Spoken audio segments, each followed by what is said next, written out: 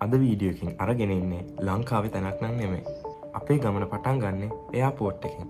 ඉතින් ඔන්න පැය 10කට පස්සේ අපි ආවා ටැස්මේනියාවට. හැම තැනම බලද්දි රෝස පාට පේන්නේ. ඉතින් පෝට් ෂෙඩ් එක ඇතුලේ පොඩ්ඩක් කාන්සි වුණා මෙතන. මාරම මහන්සි. මේ බලන්නකෝ බෑ. අනිත් පැත්ත පේන්නේ නැත්තේ. ටැස්මේනියා කියන්නේ ඔස්ට්‍රේලියාවට අයත් වන ලොකුම දූපතයි.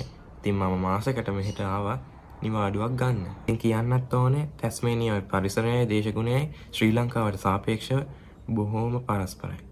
හැබැයි සමානකම් නැත්තේත් නෑ. මේ වීඩියෝ එකකින් අරන් එන්නේ අපි ටැස්මේනියාව වටේ ගියපු දවස් 2ක සංචාරය. ඉතින් අපේ ගමන පටන් ගන්නේ උදේ 5 මාට විතර. මීදුමෙන් පිරිච්ච ලස්සන පාරක පැය 2මාරක් විතර ගත වෙලා අපි ආවා අපේ පළවෙනි තැනට. දැන් මේ ඉන්නේ විසිටර් සෙන්ටර් එකේ. පාක් එකට ඇතුල් වෙන්න ඕන නම් මේ ඒ කියන්නේ පාක් පාස් එකක් ගන්න ඕනේ. ඒක ගන්න තමයි අපි ඇවිල්ලා ඉන්නේ. මේ බලන්න. ලස්සනට හදලා තියෙනවා මෙතන. එක සතුන්ගේ රෙප්ලිකාස් වගේ තියෙනවා මෙතන.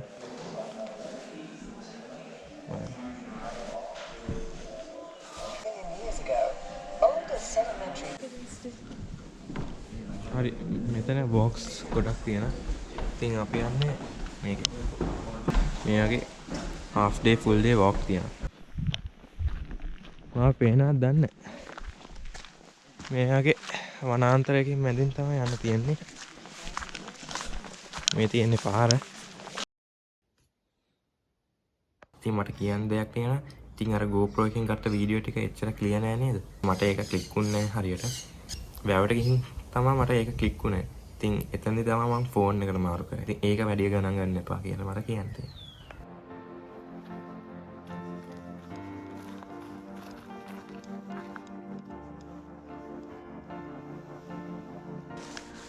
මේ තියෙන්නේ මං කියපු අර long walks. මේ වගේ maps තියෙනවා. තායා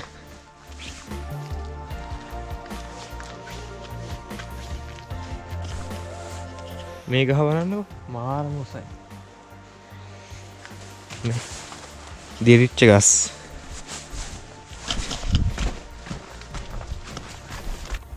මේ බලන්නකො බෑ. අනිත් පැත්ත පේන්නේ නැත්තේ. මේක මාර විශාල වැවක්. මේ මීදුමක් ගලාගෙන යනවා මෙහා. මේ වැවේ නම කියන්න අමතක වුණානේ. ඉතින් මේ තියෙන්නේ ලේක් සෙන්ට් ක්ලෙයාර්ස් කියලා. ඉංග්‍රීසියෙන් සිංහල නමක් නම් මන් දන්නේ නැහැ. මේ වතුර මාර ක්ලියර්. බලන්නකො.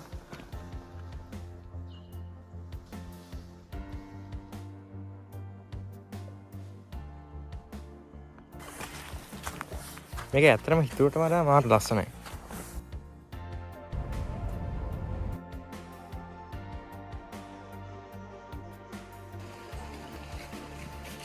අපි පොඩ්ඩක් නැවැත්තුවා ඔන්න මේ දියැලක් බලා ගන්න.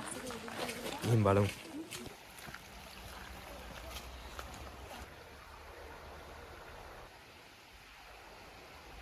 අර සුරංගනා කතාවල තියෙන්නේ ඒ වගේ වයිබ් එකක් එන්නේ මේ පැත්තේ.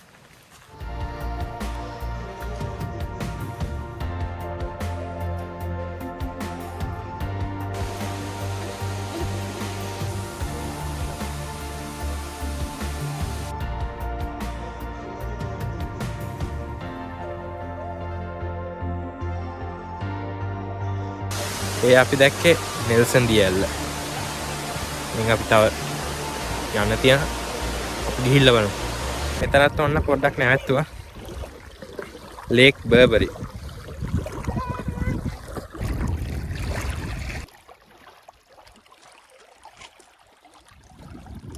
වැව ටිකක් ලොකු නිසා මේ රළ වගේ තියෙනවා. අර ඈතටම වීදෙනවා මේ. හරි. දැන් අපි යමු.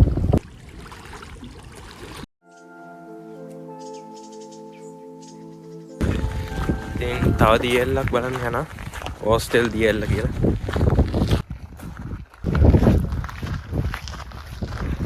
බලන්නකො මේ කඳු රෝස පාට වගේ මේ. දැන් නම් පොඩි පොදයක් යනවා. වෙයි. ඒක බලලම යන්න ඕනේ. ගියල්ල. මේ බලන්න. මං කිව්වේ අර රෝස පාට ගල්.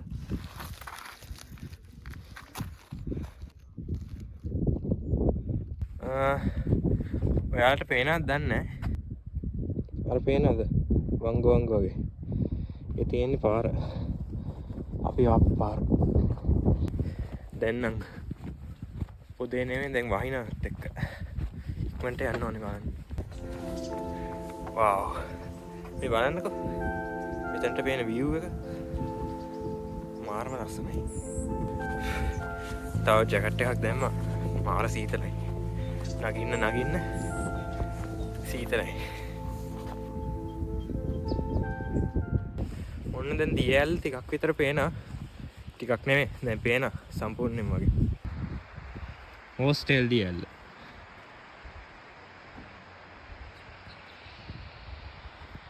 ඒක ඇත්තටම මාර උස දියැල්ලක්. අර නෙල්සන් දියැල්ලට වඩා ගොඩක් උසයි.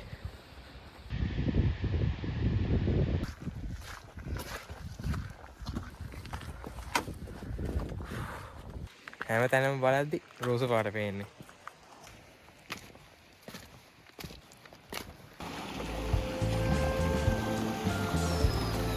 හරි අපි ආවා හෝස්ටෙල් දියැල්ලේ මූලාරම්භයට. මෙතනින් තමයි දියැල්ල කඩා හැරෙන්නේ. එහෙම ගලාගෙන ඇවිල්ලා කඩා හැරෙන්නේ.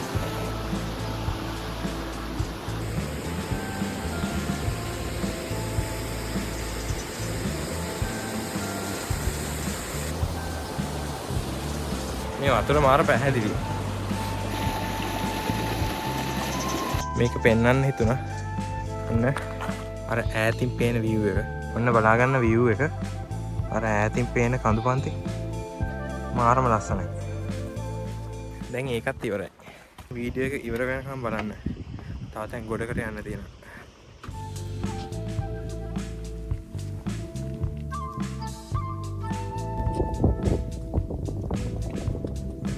මේ තියෙන්නේ අයර්න් බ්ලෝ හෝල් එක. වැඩිය පෙන්වන්න බෑ. නැත්තම් ෆෝන් එක වැටේ. ඉතින් මේ ක්වීන්ස්ටවුන් කියන නගරේ ඉස්සර කාලේ මේ ගොඩක් තඹ එහෙම හාරලා තියෙන තඹ පතල් තිබිලා තියෙන. ඉතින් මේ තියෙන්නේ ඒ වගේ එකක් තමයි. දැන් අපි ඇවිල්ලා ඉන්නේ ක්වීන්ස්ටවුන් සිටි එකට.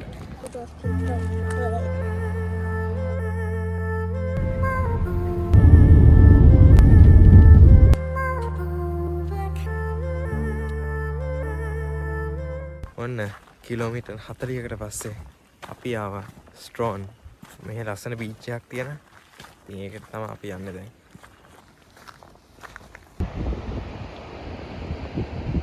ඔන්න තව පාරකින් හැරිලා ආවා අපි. අර පාර පොඩ්ඩක් දුර වැඩි නිසා මේ තියෙන බීච් එක.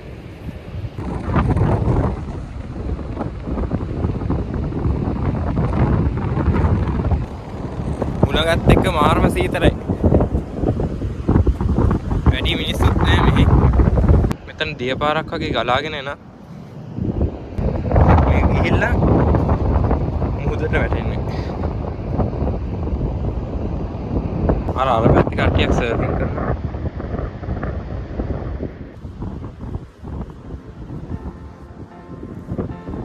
සුදු පාට වෙලි තියෙන්නේ. හිම වගේ මේ පාට තියෙන්නේ ඇත්තටම මාරම ලස්සනයි.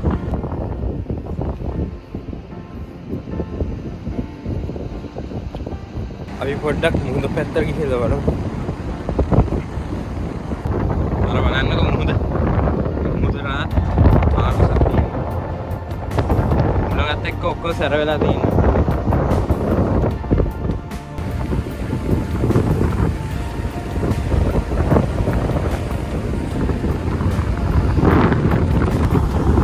හරි. දැන් අපි යමු. ස්ට්‍රෝන් වලින් පස්සේ අපි ආයෙත් ක්වීන්ස්ටවුන් පැත්තට ආවා. ඔන්න ඉතින් ගයිස් අපි ආවා අපේ නවතැන් වලට. ඉතින් ලොකු ගමනකට පස්සේ තමයි අපි ආවේ. එහෙනම් සෙකන්ඩ් පාර්ට් එකකින් හම්බෙමු. channel එක subscribe කරන්න, like කරන්න, share කරන්න. එහෙනම් ගිහින් එන්නම් මේ ජටි travels. කන්දේ හැටි ඒ තියෙන cradle mount.